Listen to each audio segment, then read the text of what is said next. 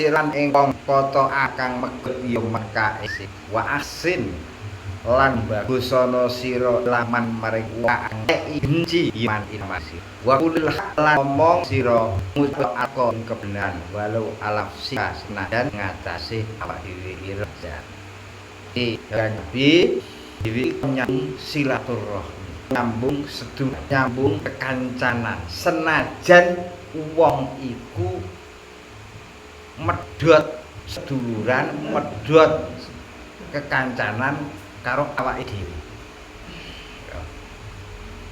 Kowe dulur gak tau sama, gak rono malah dhewe. Iku nek awake dhewe iku terus keliru. Keliru.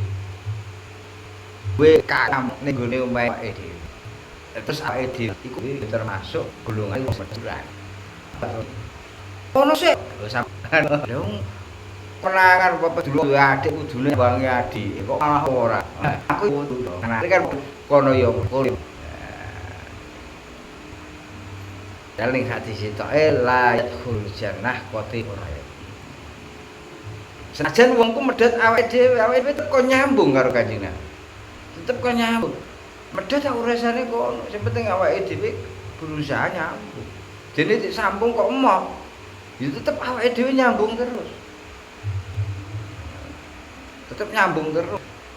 Lah kono emoh lah urusane kono. Kan ngono, dudu urusane awake dhewe. Nah, dudu urusan dhewe. Nah awake dhewe iki tugase soli man koto akan. Kon nyambung silaturahmi, kon nyambung seduluran ning gone wong sing medhot silaturahmi, ning gone wong sing medhot seduluran maring awake dhewe. Nah, iki abot tapi yo ganjarane gedhe kan ngono. Ganjarane gedhe nek awake dhewe gak gelem nyambung, klebu golongane wong sing medhot. Nek klebu golongane sing wong sing medhot layat fulul jannah abot mlebu swarga. Angel. Wa ahsin ilaman asa'alaika wa qul alan nafsi. Bagusi maring wong sing ngeleki awake dhewe. Kon ngapiki maring wong sing ngeleki awake dhewe. Kon ngomong sing apik karo wong sing ngomong sing elek karo awake dhewe. Iki awake dhewe ya. Abot iki. Tapi kudu awake dhewe lakoni. Oh, Islam iku iso berkembang pesat iku kan gara-gara ya cara gampangane para wali, para sahabat iku gelem ahsin ila man asaa ilaika. Ahsin ila man asaa ilaika. Jeneng Nabi yo ngono kok.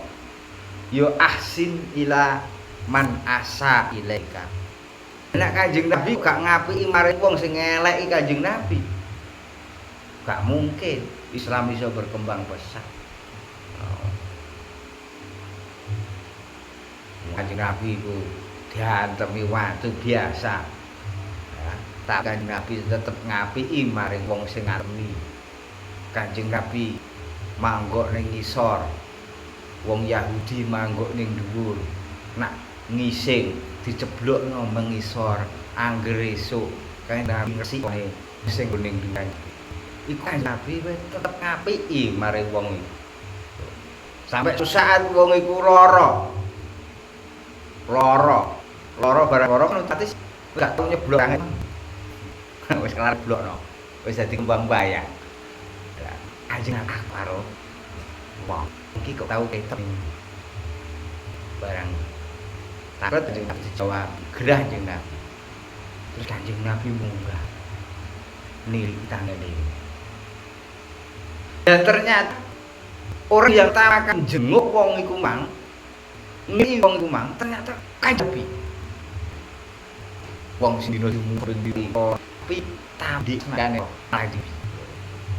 Kulit ngingi. Baru ya sing gampang ya. Nah, mlebu.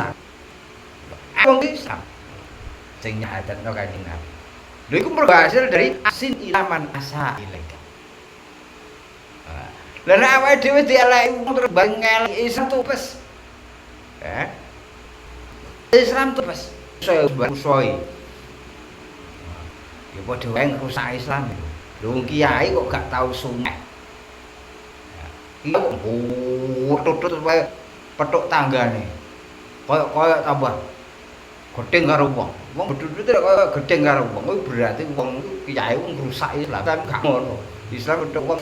Lho iki wong kok petuk wong kok mau cerengan. Mah koyok golek musuh. Lah iku wong sing rusak Islam. Jadi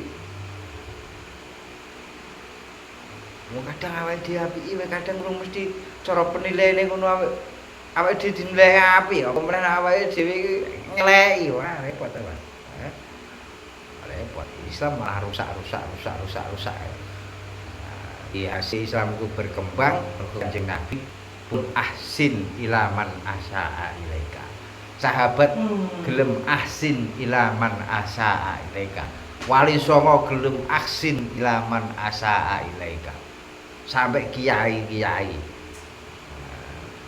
Terus ning Indonesia Islam berkembang pesat mayoritas itu karena hasil daripada asin ilaman asa ini. Karena kaku-kakulan Islam gak kembang. Islam ora kembang blas ya.